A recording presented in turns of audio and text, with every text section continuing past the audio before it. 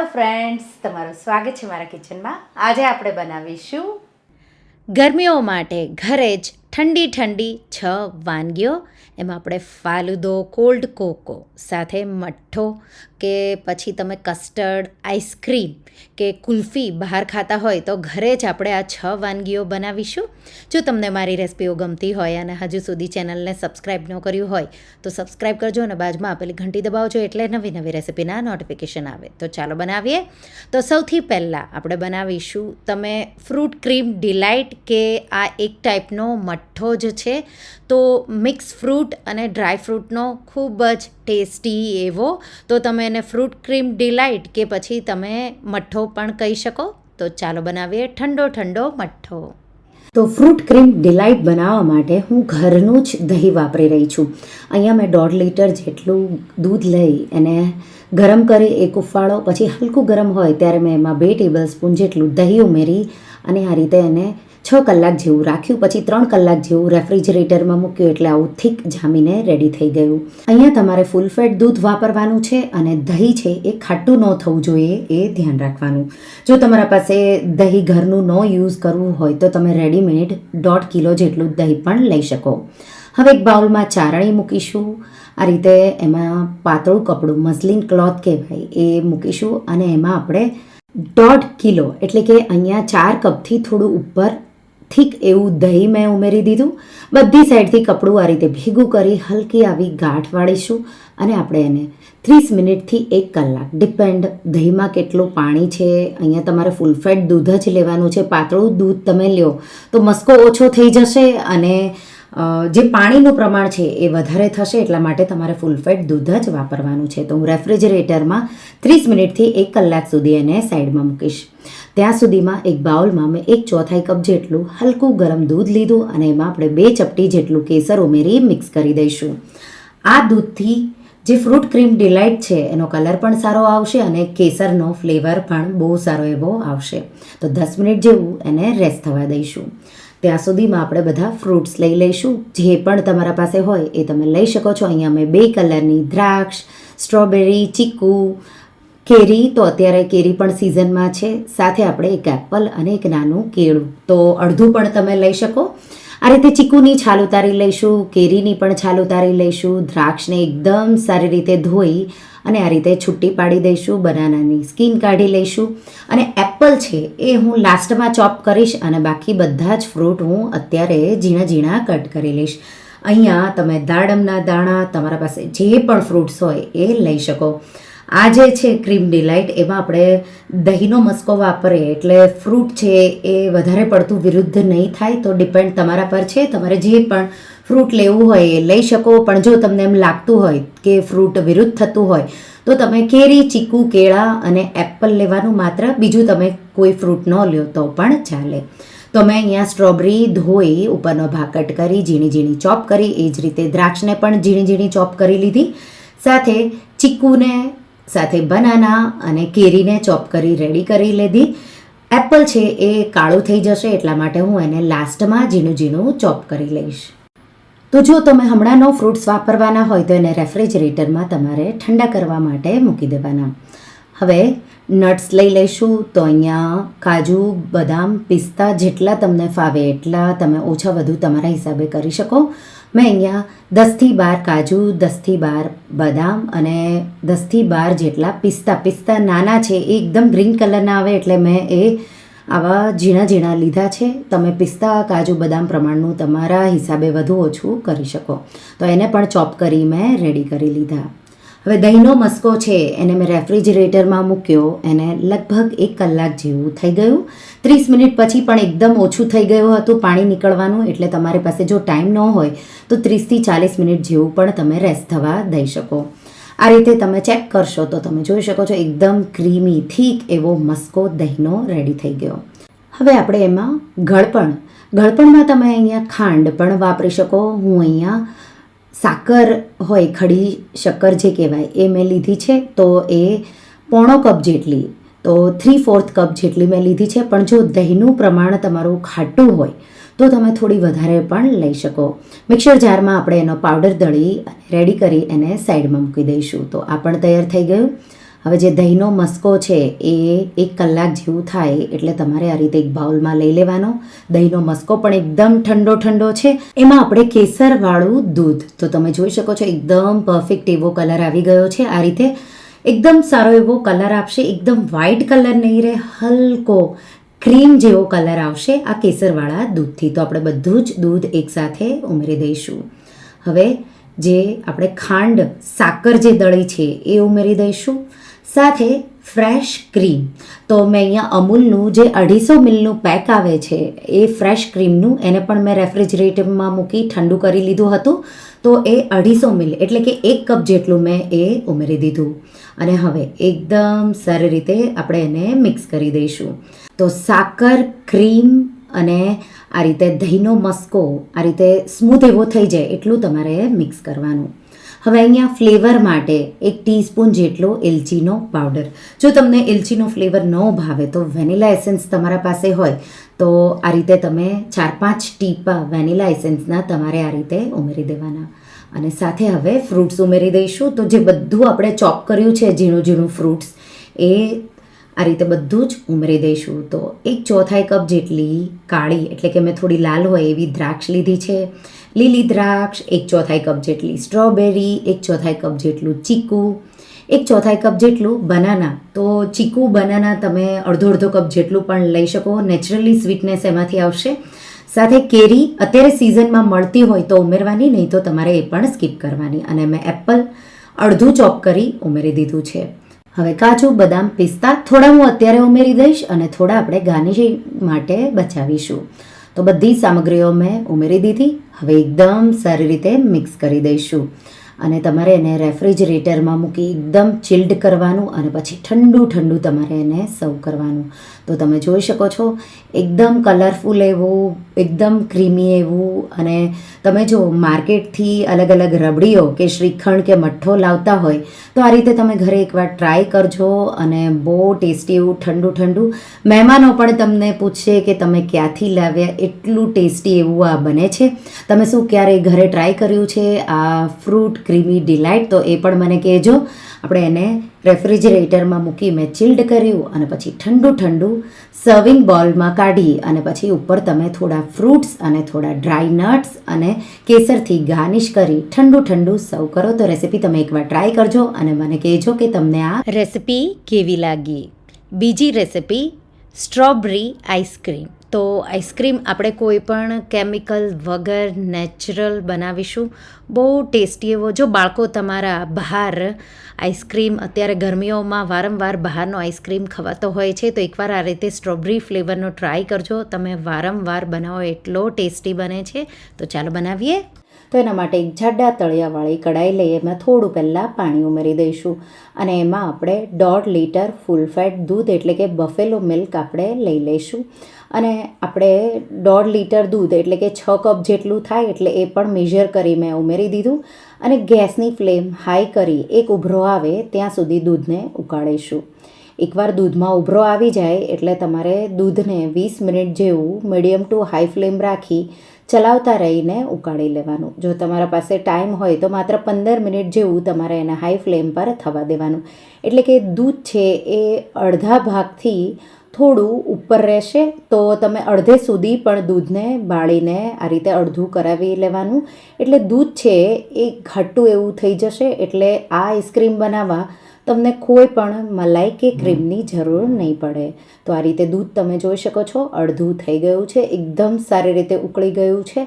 હવે ગેસની flame slow કરી એક વાટકી લેશું અને એમાં આપણે તો 10 રૂપિયાના પેકનું મિલ્ક પાવડરનું પેક આવે છે એ ઉમેરી દઈશું. જો તમારા પાસે મિલ્ક પાવડર હોય તો 4 ટેબલ સ્પૂન મિલ્ક પાવડર.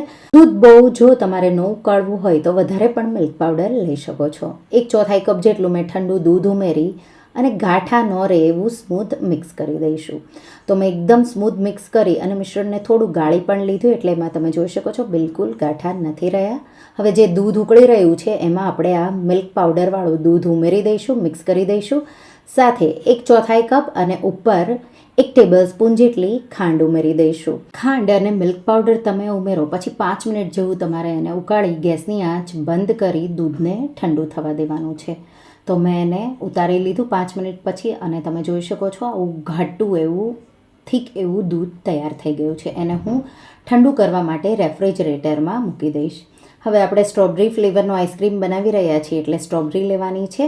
તો સ્ટ્રોબેરી આપણે આ એસેન્સ વગર, કલર વગર, તો સ્ટ્રોબેરી તમે જે પસંદ કરો એ તમારે ટેસ્ટ કરીને લેવાની. એકદમ ગળી હોવી જોઈએ અને એકદમ ફ્લેવરફુલ હોવી જોઈએ.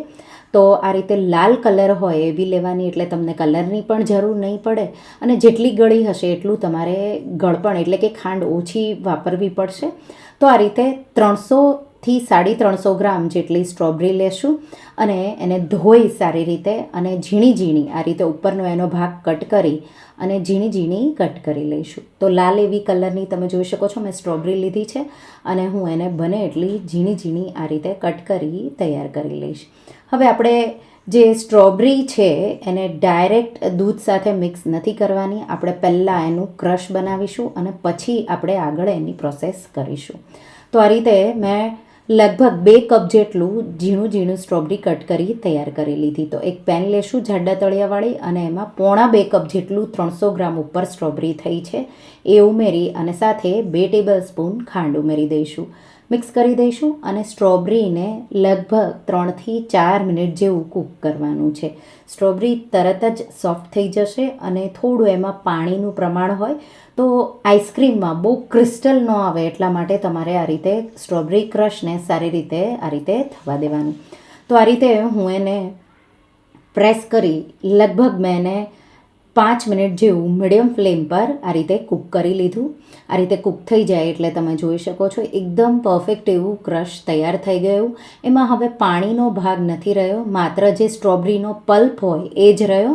મેશરના મદદથી આપણે આ રીતે એને મેશ કરી લઈશું જેટલું બને ઝીણું એટલું.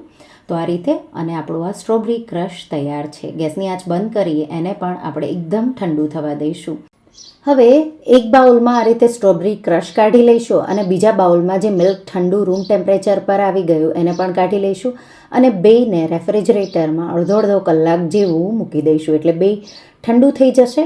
ઠંડુ થઈ જાય પછી આ રીતે દૂધમાં આપણે સ્ટ્રોબેરી ક્રશ છે એ મિક્સ કરી દઈશું. એકદમ સારી રીતે મિક્સ કરી દેવાનું અને હવે આપણે કોઈ મોલ્ડ કે એરટાઇટ ડબ્બો લઈ લઈશું અને એમાં આ મિક્સર ઉમેરી દઈશું. તો હું અહીંયા જે કેકનું મોલ્ડ હોય એમાં જેવો સ્લેબ આઈસ્ક્રીમનો મળે એવું સેટ થાય એટલા માટે મેં એ લીધું છે, પણ તમારા પાસે એરટાઇટ ચોરસ ડબ્બો હોય તો એ પણ તમે લઈ શકો છો. તો આ રીતે સ્ટ્રોબેરી અને મિલ્કનું જે મિશ્રણ છે એ આ રીતે ઉમેરી દઈશું અને આપણે એને ફોઇલ પેપરથી, એરટાઇટ ડબ્બો હોય તો એ કે પછી ક્લિંગ ફિલ્મથી આ રીતે સારી રીતે એને કવર કરી લેવાનું અને આપણે એને રેફ્રિજરેટરમાં 6થી 7 કલાક માટે સેટ કરીશું. તો 6થી 7 કલાક પછી એકદમ આઈસ્ક્રીમની જેમ જ આ જામી જશે. તો તમે જોઈ શકો છો જામી ગયું છે.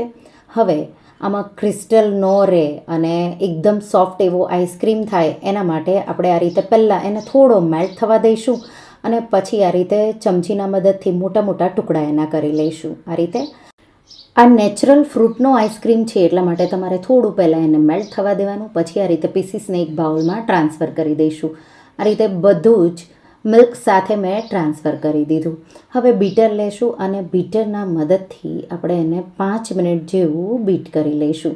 તો 2થી 3ની સ્પીડ તમારે રાખવાની અને તમને લાગે આખો જે આ મિશ્રણ છે અત્યારે અડધું બાઉલ જેટલું થશે.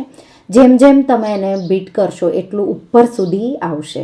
તો ત્યાં સુધી તમારે એને બીટ કરવાનું છે. તો લગભગ તમે 5-1 મિનિટ જેવું બીટ કરશો એટલે મિક્સર એકદમ ક્રીમી અને આઈસ્ક્રીમ જેવું થઈ જશે.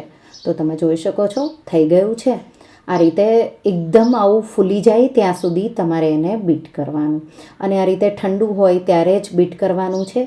હવે મેં પાછું જેમાં તમારે આઈસ્ક્રીમ બનાવવાનો હોય એ જ ડબ્બામાં કે એ જ મોલ્ડમાં આપણે સેટ કરી દઈશું. પાછું આપણે એને ક્લિંગ ફિલ્મ કે આ રીતે આપણે ફોઇલ પેપરથી એકદમ એને ટાઈટ આ રીતે કવર કરી દેવાનું છે અને આપણે એને રેફ્રિજરેટરમાં ઓવરનાઇટ કે 6થી 7 કલાક માટે સેટ કરીશું. 6થી 7 કલાક પછી આપણો સ્ટ્રોબેરી આઈસ્ક્રીમ સર્વ કરવા માટે તૈયાર છે.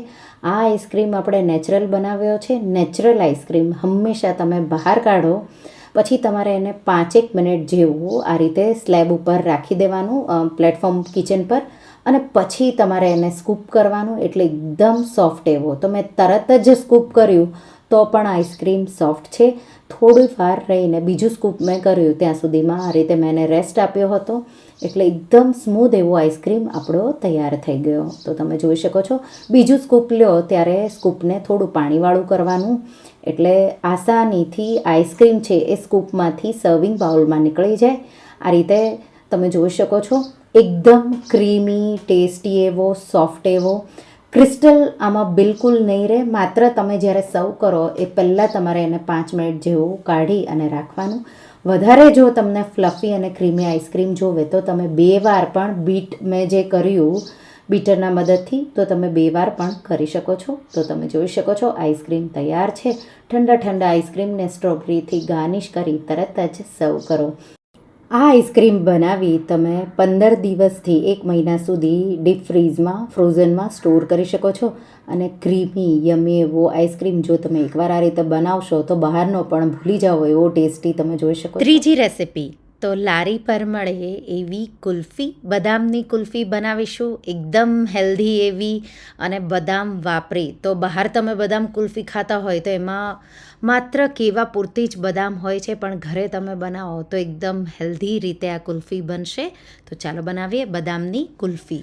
તો અહીંયા 25થી 30 જેટલી બદામને આપણે ગરમ પાણીમાં, તો જો તમને ટાઈમ હોય તો રાત્રે પલાળી દેવાની, તો તમારે નોર્મલ પાણીમાં પલાળવાનું. પણ જો ટાઈમ ન હોય તો આ રીતે તમે ગરમ પાણીમાં બદામને 30 મિનિટ જેવું તમારે પલાળી દેવાનું. તો ઉકળતું ગરમ પાણી લેવાનું, એટલે આપણે એની છાલ છે, જે એની સ્કીન છે એ ઇઝીલી કાઢી શકીએ. તો મેં અહીંયા બદામને રાત્રે પલાળી હતી, પણ જો ટાઈમ ન હોય તો તમારે 30 મિનિટ જેવું પલાળી દેવાનું. આ રીતે બદામ સારી રીતે પલાળી જાય એટલે એની સ્કીન છે, એની છાલ છે એ એકદમ ઇઝીલી નીકળી જશે. અને બદામને પૂરી રાત પલાળીને જો વાપરશો તો એમાં હીટનું પ્રમાણ હોય એ પણ નીકળી જાય. એટલા માટે તમારે બદામ પલાળી અને એની છાલ આ રીતે ઉતારી બધી બદામને આપણે રેડી કરી લઈશું. તો આ રીતે બધી બદામ મેં રેડી કરી લીધી. મિક્સર જાર લેશું અને આપણે એમાં થોડું દૂધ ઉમેરી, તો લગભગ મેં અહીંયા 1/4 કપ જેટલું દૂધ લઈ અને આપણે એની પેસ્ટ બનાવી લઈશું. એકદમ લિક્વિડ અને ફાઇન એવી પેસ્ટ બનાવવાની છે. આ પેસ્ટથી જ તમારી કુલ્ફી ઘટ અને દાણેદાર એવી બનશે. હવે એક જાડા તળિયાવાળી પેન લઈ લઈશું. એમાં પહેલાં 1-2 ચમચી જેટલું પાણી ઉમેરી અને એમાં આપણે 2 કપ જેટલું ફૂલ ફેટ દૂધ, તો મલાઈદાર હોય એવું દૂધ તમારે લેવાનું છે. તમે ગાયનું દૂધ પણ લઈ શકો છો, પણ જો તમારે એકદમ ઉકાળવાનો વધારે ટાઈમ ન હોય તો બદામનું પ્રમાણ તમારે વધારે લઈ લેવાનું. દૂધમાં એક ઉભરો આવે એ રીતે આપણે એને સતત ચલાવતા રહી ઉકાળી લઈશું. સાથે 2 ચપટી જેટલું કેસર ઉમેરીશું, તો હલકો એનો કલર આવશે સારો એવો, અને સ્વાદ પણ કેસરનો સારો એવો આવશે. મિક્સ કરી દઈશું અને આપણે એને એક ઉફાળો આવે એ રીતે હું એને ચલાવતા રહી અને ગરમ કરી લઈશ. તો હવે એક ઉફાળો આવી ગયો. આપણે 1/4 કપ જેટલી મેં અહીંયા સાકર લીધી છે, તમે ખાંડ પણ લઈ શકો. તો 1/4 કપ જેટલી સાકર 6 કુલ્ફી માટે ઇનફ છે. તો મેં ઉમેરી દીધી અને એ પીગળે ત્યાં સુધી આપણે એને આ રીતે ચલાવતા રહી અને ઉકાળી લઈશું. તો દૂધ મેં ગરમ કરવા મૂક્યું ત્યારથી અત્યાર સુધીમાં મેં લગભગ એને 6થી 7 મિનિટ જેવું ઉકાળી લીધું. હવે આપણે એમાં બદામની પેસ્ટ, જે આપણે પેસ્ટ કરીને રાખી છે, એ ઉમેરી દઈશું આ રીતે. તો એકદમ ફાઇન એવી અને એનો ટેસ્ટ પણ બહુ સારો એવો આવશે. અને સાથે આ કુલ્ફી બહારના કોઈ ક્રીમ વગર એકદમ હેલ્ધી એવી બનશે. પેસ્ટ ઉમેરી આપણે મિક્સ કરી દઈશું. સાથે મેં મિક્સર જારમાં થોડું દૂધ ગરમ ઉમેરી અને એ પણ ઉમેરી દીધું. હવે થોડી દાણેદાર ખાવામાં લાગે એટલા માટે મેં બદામ, પિસ્તા અને કાજુ ત્રણેયને ચોપરમાં એકદમ ઝીણા ઝીણા કરી લીધા અને એ મેં ઉમેરી દીધું. તો 6થી 7 કાજુ, 6થી 7 બદામ અને 6થી 7 પિસ્તા લઈ આ રીતે ચોપ કરી મેં ઉમેરી દીધા. મિક્સ કરી દઈશું અને હવે આપણે એને 10થી 15 મિનિટ માટે ઉકાળી લઈશું. મીડિયમ ફ્લેમ રાખો તો 10 મિનિટ અને સ્લો ફ્લેમ રાખો તો 15 મિનિટ માટે તમારે એને ઉકાળવાનું છે. તો આ રીતે ચલાવતા રહી અને હું એને 15 મિનિટ માટે થવા દઈ રહી છું. તો તમને લાગે કે થોડું ઘટ્ટ એવું ક્રીમીદાર થઈ ગયું છે ત્યારે આપણે એને બંધ કરી દઈશું. પછી જેમ ઠંડુ થશે એમ પણ એ જાડું થશે.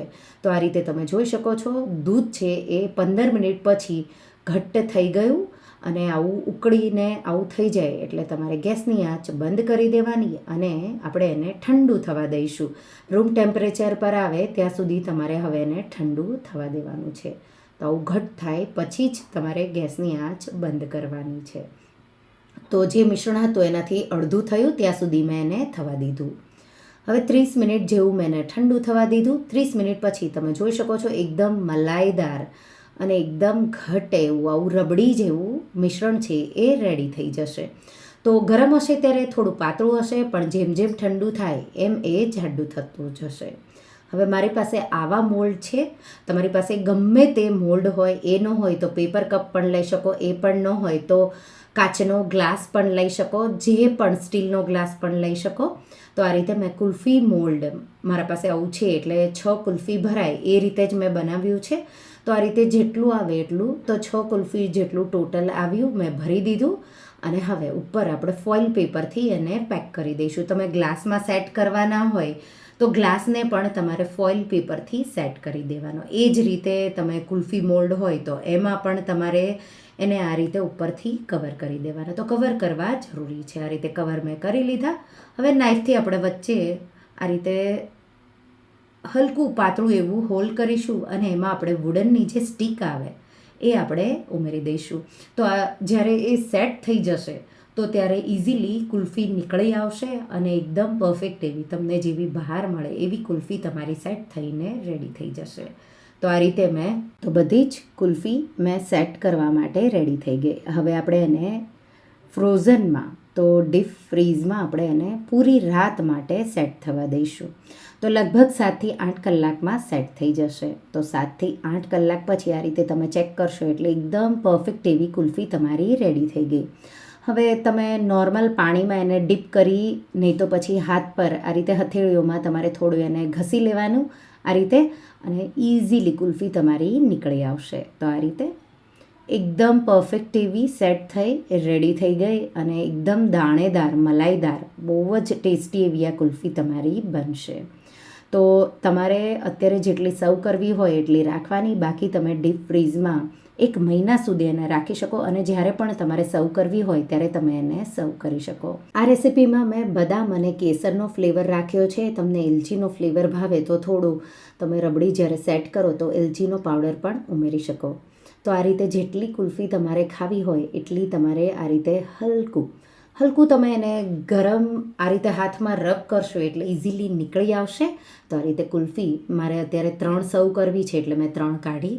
એને ગાર્નિશ કરીશું બદામ અને પિસ્તાથી. તો તમે આમને આમ પણ સર્વ કરી શકો, પણ સારી એવી દેખાય એટલે ગાર્નિશ કરી અને ઠંડી તમે એને સર્વ કરો. ચોથી રેસિપી તો લારી જેવો ઠંડો રોઝ ફાલુદો. તો આપણે એની શેવની રેસિપી સાથે બનાવીશું. તમારે જો ટાઈમ ન હોય તો વર્મિસેલી જે શેવ આવે એ બાફીને પણ લઈ શકો. તો ચાલો બનાવીએ ઠંડો રોઝ ફાલુદો. તો પહેલાં શેવ બનાવવા માટે એક બાઉલમાં અડધો કપ કોર્નફ્લોર, ફરાળી જો તમારે બનાવવું હોય તો આરારૂટ જે તપકીનો લોટ કહેવાય એ પણ ઉમેરી શકો છો. તો કોર્નફ્લોરમાં અમે 1/4 કપ જેટલું પાણી ઉમેરી આ રીતે આપણે મિક્સ કરી દઈશું. હવે આપણે 1 કપ પાણી લેશું.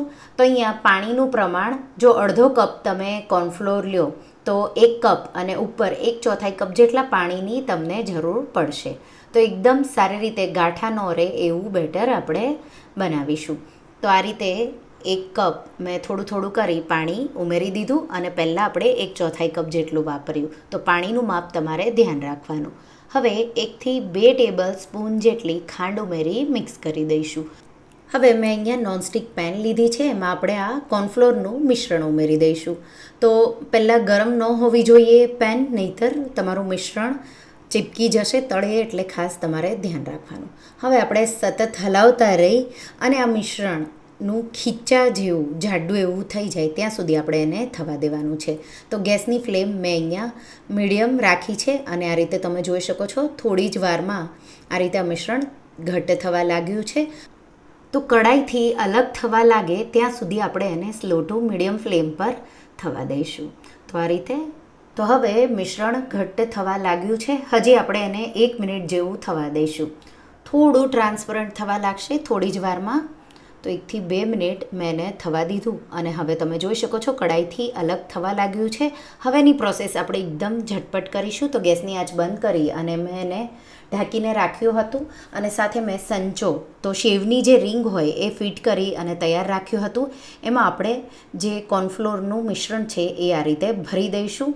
તો એકદમ ગરમ હોય મિશ્રણ ત્યારે જ તમારે એને સંચામાં ભરી દેવાનું અને થોડી ઉતાવળ રાખવાની અને એકદમ સારી રીતે એને બંધ કરી દઈશું આ રીતે. અને હવે આઈસ કોલ્ડ વોટર તો એકદમ ઠંડા પાણીમાં બરફ ઉમેરી દેવાનો અને એના પર આપણે આ રીતે તો એકદમ ઠંડુ પાણી છે અને આ રીતે સંચાથી શેવ આ રીતે આપણે રાઉન્ડ પાડીશું. તો આ રીતે તમે જોઈ શકો છો એકદમ પરફેક્ટ એવી શેવ પડે છે. જો મિશ્રણ તમારું કાચું રહ્યું હશે અને થોડું મિશ્રણ ઠંડુ થવા લાગશે તો થોડી જ વારમાં શેવ તૂટવા લાગશે, એટલે તમારે એ ખાસ ધ્યાન રાખવાનું છે. તો આ રીતે મેં શેવ પાડી દીધી છે, તમે જોઈ શકો છો. હવે એને આપણે બરફના પાણીમાં જ રાખીને રેફ્રિજરેટરમાં જ્યાં સુધી તમારે એને વાપરવી હોય ત્યાં સુધી તમારે એને મૂકી દેવાની. તો હું એને રેફ્રિજરેટરમાં મૂકી દઈશ.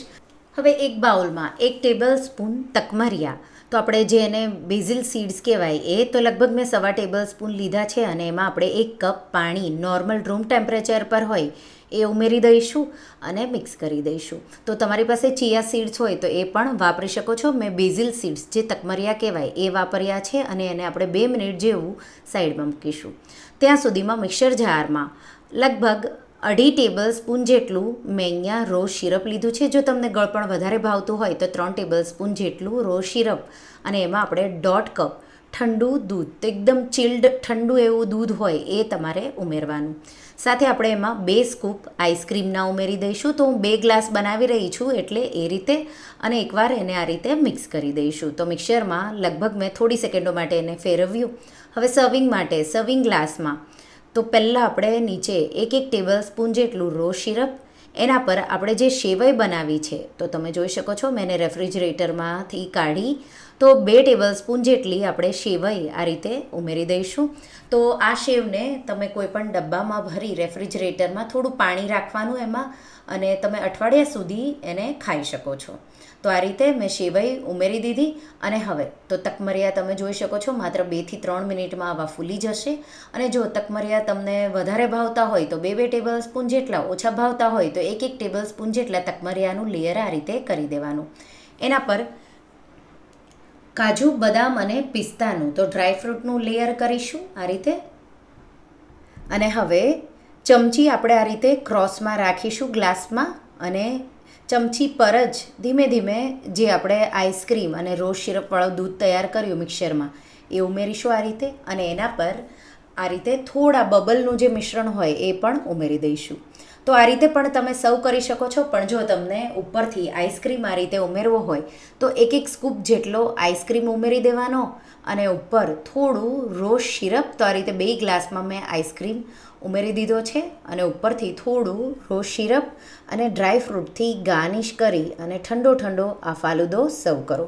જો તમને મિલ્ક થોડુંક વધારે થીક જોતું હોય તો તમે 2 સ્કૂપ પણ આઈસ્ક્રીમના લઈ શકો છો. તો આ ગરમીઓ માટે ઠંડો રોઝ ફાલુદો તો તમે જોઈ શકો છો એકદમ પરફેક્ટ એવો. જો તમને ફાલુદો ભાવતો હોય અને કેવી રીતે બનાવવો એમ ખબર ન હોય તો આ રેસીપી એકવાર જરૂરથી ટ્રાય કરજો. તમે વારંવાર બનાવશો અને એકદમ સરળ છે.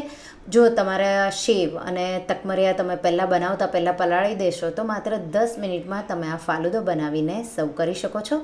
તો ગરમીઓ માટે ઠંડો રોઝ ફાલુદો એકવાર જરૂરથી ટ્રાય કરજો. 5મી વાનગી ઠંડુ ફ્રૂટ કસ્ટર્ડ. તો ડ્રાય ફ્રૂટ અને ફ્રૂટ્સથી ભરપૂર 20 મિનિટમાં બનીને તૈયાર થઈ જાય એવું બહુ ટેસ્ટી એવું, ખાસ કરી બાળકોને આ ફ્રૂટ કસ્ટર્ડ બહુ જ ભાવતું હોય છે. તો ચાલો બનાવીએ. એના માટે મેં અહીંયા 1 લીટર ફૂલ ફેટ દૂધ લીધું છે અને એમાંથી મેં 1/4 કપ જેટલું દૂધ આ રીતે કપમાં લીધું છે. અને હવે આ દૂધમાં આપણે 4 table spoon vanilla custard powder ઉમેરી દઈશું.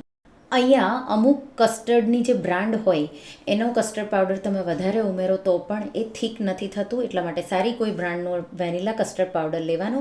અહીંયા હું આ કસ્ટર્ડ છે એ પૂરી શાક સાથે સર્વ કરી રહી છું તો થોડું એ પાતળું સારું લાગશે, પણ જો તમે એકલું ખાવાના હોય તો તમારે 5 ટેબલ સ્પૂન જેટલો વેનીલા કસ્ટર્ડ પાવડર ઉમેરી દેવાનો અને એકદમ સારી રીતે બિલકુલ ગાંઠા ન રહે એ રીતે મેં આ રીતે કસ્ટર્ડને દૂધ સાથે મિક્સ કરી દીધું છે. તો હવે એને સાઈડમાં મૂકીશું અને હવે જે આપણે દૂધ લીધું હતું એને મેં ઉકળવા માટે મૂકી દીધું છે. એક ઉફાળો આવે ત્યાં સુધી આપણે એને મીડિયમ હાઈ ફ્લેમ પર આ રીતે ચલાવતા રહી અને ઉકાળી લઈશું. તો આ રીતે દૂધ છે એ તળિયે ચીપકશે નહીં. અને હા, અહીંયા જાડા તળિયાવાળી કડાઈ લેવી જરૂરી છે, કારણ કે કસ્ટર્ડ છે એ થીક થાય પછી નીચે તળિયે બેસી જાય, એટલે એ તમારે ધ્યાન રાખવાનું. હવે દૂધ નિયરલી એમાં જ્યારે ઉફાળો આવવાનું તૈયારી હોય ત્યારે આપણે એમાં 1/4 કપ ખાંડ ઉમેરીશું. તો તમારા ઘરમાં જો ગળપણ સારા એવા પ્રમાણમાં ખવાતું હોય તો તમારે 1/4 કપ અને ઉપર 2 થી 3 ટેબલ સ્પૂન જેટલી ખાંડ ઉમેરવાની. મેં અહીંયા 1/4 કપથી થોડી ઉપર ખાંડ ઉમેરી છે. આ રીતે 2 થી 3 જ મિનિટમાં ખાંડ આ રીતે પીગળી જશે. તો તમે જોઈ શકો છો ખાંડ પીગળી ગઈ છે. અને હવે જે કસ્ટર્ડ મિલ્ક આપણે તૈયાર કર્યું છે એને આ રીતે મિક્સ કરી દઈશું, એટલે નીચે કસ્ટર્ડ પાવડર બેસી ન જાય એ માટે જ્યારે તમે દૂધમાં ઉમેરો ત્યારે તમારે એને મિક્સ કરી દેવાનું. દૂધમાં હવે ઉફાળો આવી ગયો છે, ગેસની આંચ એકદમ સ્લો કરી દઈશું અને જે કસ્ટર્ડવાળું દૂધ છે એ આ રીતે થોડું થોડું ઉમેરતા જઈશું અને નીચે આપણે દૂધને કન્ટિન્યુઅસ ચલાવતા રહેવાનું છે, નહીંતર કસ્ટર્ડના ગાંઠા થઈ જશે. તો આ રીતે સતત હલાવતા રહેવાનું અને આ રીતે કસ્ટર્ડવાળું દૂધ મેં ઉમેરી દીધું છે, મિક્સ કરી દઈશું. અને હવે આ કસ્ટર્ડને આપણે લગભગ 4 થી 5 મિનિટ જેવું મીડિયમ ફ્લેમ પર ઉકાળીશું. એટલે કસ્ટર્ડ પાવડરના લીધે થઈને આ દૂધ છે એ જાડું થીક એવું થઈ જશે. તો અહીંયા મારું દૂધ એટલું બધું જાડું નહીં થાય. હું પૂરી શાક સાથે થોડું કસ્ટર્ડ પાતળું હોય તો સારું લાગે એટલા માટે મેં કસ્ટર્ડ પાવડર થોડો ઓછો ઉમેર્યો છે. તો જે તાવેથો કે ચમચો તમે લ્યો એ આ રીતે કસ્ટર્ડ થીક થઈ જશે, એટલે કોટ થઈ જશે, એટલું તમારે એને સારી રીતે ઉકળવા દેવાનું છે. અને હવે તમે જોઈ શકો છો કસ્ટર્ડ છે એ આવું થીક થઈ ગયું છે. જેમ ઠંડુ પડશે એમ પણ એ થીક થશે. એટલા માટે હવે 4 મિનિટ પછી આપણે ગેસની આંચ બંધ કરી દઈશું અને આ મિશ્રણને આપણે ગાળી લઈશું. તો જો કસ્ટર્ડના ગાંઠા રહી ગયા હોય તો એ પણ અલગ થઈ જશે. તો આ રીતે બાઉલમાં ચારણી મૂકી અને આ રીતે ગાળી લઈશું.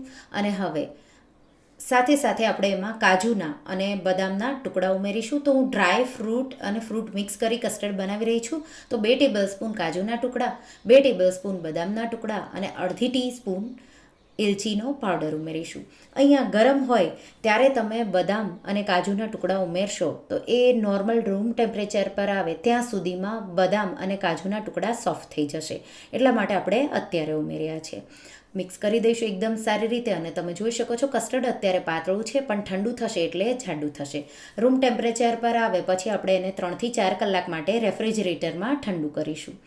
તો લગભગ મેં એને અડધો કલાક જેવું રૂમ ટેમ્પરેચર પર આવવા દીધું અને 2.5 કલાક જેવું મેં એને રેફ્રિજરેટરમાં મૂક્યું હતું. તમે જોઈ શકો છો કસ્ટર્ડ એકદમ થીક થઈ ગયું છે. હવે આપણે એમાં ફ્રૂટ્સ ઉમેરીશું.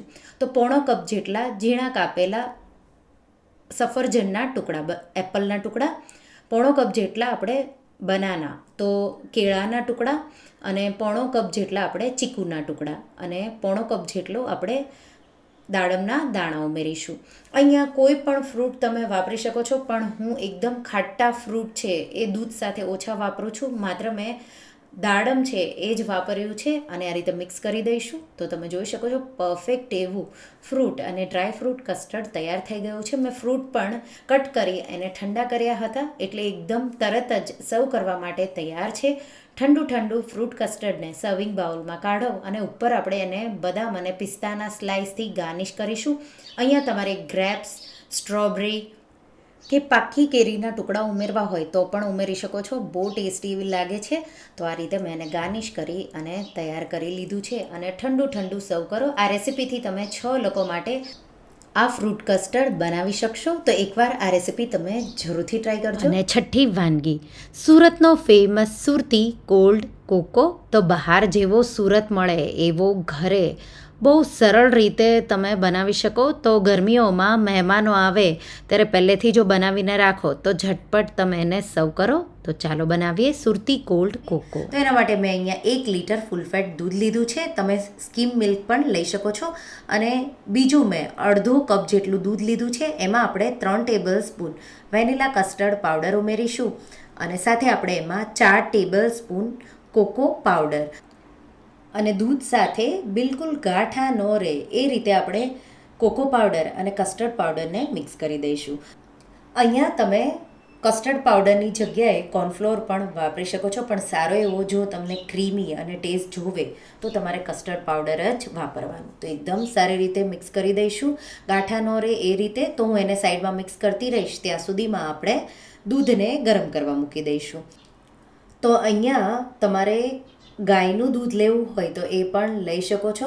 આમાં આપણે જે કસ્ટર્ડ પાવડર વાપર્યો છે તો એનાથી થિકનેસ આવી જશે. તો જો તમારે ફૂલ ફેટ દૂધ ન લેવું હોય તો ગાયનું દૂધ પણ લઈ શકો છો. તો આ રીતે આપણે એક ઉભરો આવી જાય ત્યાં સુધી ચલાવતા રહી અને દૂધને ઉકાળી લઈશું. તો આ રીતે હવે તમે જોઈ શકો છો દૂધમાં એક ઉફાળો આવી ગયો છે. ગેસની ફ્લેમ એકદમ સ્લો કરી દઈશું. અને હવે જે કોકો પાવડર અને કસ્ટર્ડ પાવડરવાળું દૂધ જે મિક્સ કર્યું છે એને આપણે એકદમ સારી રીતે પહેલાં એકવાર મેં એને મિક્સ કરી દીધું છે અને પછી આ રીતે થોડું થોડું મિશ્રણ ઉમેરતા જઈશું અને બધું જ ઉમેરી દઈશું. તો અહીંયા ગાંઠા મેં બિલકુલ રહેવા નથી દીધા, પછી જ આ મિશ્રણ મેં ઉમેર્યું છે દૂધમાં. અને કોકો પાવડરવાળું મિશ્રણ ઉમેરો ત્યારે તમારે સતત દૂધને હલાવતા રહેવાનું, એટલે ગાંઠા ઓછા પડે. તો હવે સારી રીતે મિક્સ થઈ ગયું છે. સાથે આપણે અડધો કપથી થોડી ઉપર ખાંડ ઉમેરીશું. તો અડધો કપ અને ઉપર 2 ટેબલ સ્પૂન જેટલી મેં ખાંડ ઉમેરી દીધી છે. તો કોકો છે એ થોડો સ્વીટ સાઈડ વધારે હોય એટલા માટે મેં ખાંડ એમાં ઉમેરી છે. તમે અડધો કપ જેટલી ઉમેરો તો પણ ચાલે. મિક્સ કરી દઈશું. અને હવે આ મિશ્રણને લગભગ 4થી 5 મિનિટ જેવું મીડિયમ ટુ સ્લો ફ્લેમ પર થવા દેશું. એટલે આ રીતે તમે જોઈ શકો છો કોકો ઘટ્ટ થવા લાગ્યો છે. તો આ રીતે લગભગ હવે એને ઉકળતા 4-1 મિનિટ જેવું થઈ ગયું છે અને કોકો આ રીતે થીક થઈ ગયો છે. ગેસની આંચ હવે બંધ કરી દઈશું. તો આ રીતે ઉભરો પણ તમે જોઈ શકો છો આવા લાગ્યો છે. અને કોકો કેટલો જાડો થયો છે એ તમારે ચમચો છે એ કોટ થવો જરૂરી છે. તો આ રીતે ચમચાની પાછળની સાઈડ તમે ચેક કરશો તો આ રીતે પ્રોપર કોટ થયું છે. હવે કોકોને આપણે આ રીતે એક બાઉલમાં ચારણી મૂકી ગાળી લઈશું. તો જો પણ કોઈ ગાંઠા રહી ગયા હોય તો એ પણ નીકળી જશે. તો આ રીતે થોડા કોકો પાવડરના ગાંઠા રહી ગયા હતા એ પણ મેં આ રીતે ગાળી લીધા, તમે જોઈ શકો છો. હવે જો તમારે ડ્રાયફ્રૂટવાળો કોકો બનાવવો હોય તો તમે એમાં કાજુ અને બદામ ઉમેરવાના. તો આ રીતે એકલા કાજુ પણ ઉમેરી શકો, એકલા બદામ પણ ઉમેરી શકો. મેં 10-10 લઈ એને ટુકડા કરી ઉમેરી દીધું. તમે પ્લેન પણ કોકો બનાવી શકો છો. હવે રૂમ ટેમ્પરેચર પર આવે એટલે હું એને રેફ્રિજરેટરમાં 2 કલાક જેવો ઠંડો થવા દઈશું. અહીંયા તમે કોકોને પહેલેથી બનાવીને બીજા દિવસે પણ સર્વ કરી શકો છો. તો આ રીતે કોકો હવે ઠંડો થઈ ગયો છે. મેં એને રેફ્રિજરેટરમાં મૂક્યો એટલે એકદમ ઘટ્ટ પણ થઈ ગયો છે. તો કોકો સર્વ કરવા માટે તૈયાર છે. તો સર્વિંગ ગ્લાસમાં 2 થી 3 બરફના ટુકડા ઉમેરીશું અને ઠંડો ઠંડો કોકો ઉપરથી આપણે રેડીશું. આ રેસિપીથી જો ગ્લાસ તમારા નાના હશે તો 6 સર્વિંગ, નહીતર પછી 4 ગ્લાસ જેટલો તમારો કોકો બનશે. ઉપરથી બદામના સ્લાઇસ અને કાજુના ટુકડાથી ગાર્નિશ કરી દઈશું અને ચોકલેટ થોડી આ રીતે ખમણી લઈશું અને ઠંડા ઠંડા સુરતી કોલ્ડ કોકોને સર્વ કરું. નાના બાળકોથી લઈ મોટા બધાને બહુ જ ભાવશે અને એકવાર બનાવશો તો વારંવાર બનાવશો. તો જરૂરથી ટ્રાય કરજો. તો તમને આ રેસિપી કેવી લાગી મને કમેન્ટમાં જરૂરથી જણાવજો.